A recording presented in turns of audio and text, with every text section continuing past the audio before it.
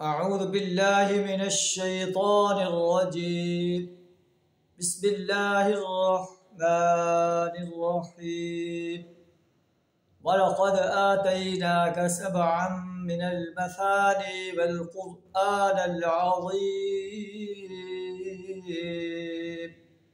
صدق اللہ العظیم۔ سورہ الحجر آیت نمبر 87 آپ کے سامنے تلاوت کی، جس کا ترجمہ کچھ اس طرح ہے۔ اے نبی صلی اللہ علیہ وسلم، ہم نے آپ کو 7 ایسی آیات دے رکھی ہیں جو بار بار دہرائی جانے کے لائق ہے۔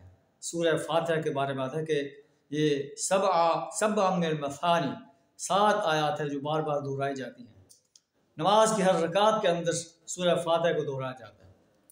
والقرآن العظیم، اور ہم نے آپ کو قرآن عظیم عطا کیا۔ سبع من المثانی، اور قرآن عظیم یہ اتنی عظیم دولت ہے کہ اس کے آگے ہر دولت جو ہے وہ ہیج ہے، اس کی کوئی حیثیت نہیں۔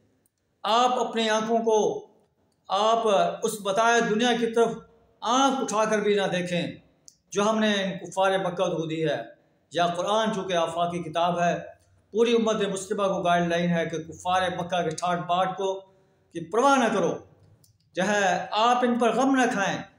وَاخْفِضْ جَنَاحَكَ لِلْمُؤْمِنِينَ، اور اپنے پہلو کو مومنین کے لیے جھکائے رکھیں۔ مومنین کے لیے آپ شفیق بن جائیں اور کفار کو دعوت اسلام پیش کرتے رہیں۔ ان کے ٹھاٹ باٹ، ان کے مال و دولت کی طرف نگاہ اٹھا کر نہ دیکھیں۔ یہ زائل ہونے والی دولت ہے، اور آپ کو جو اللہ نے دولت عطا کی ہے یہ ہمیشہ ہمیشہ رہنے والی ہے۔ آپ کہہ دیجئے کہ میں تمہیں خبردار کرنے والا ہوں۔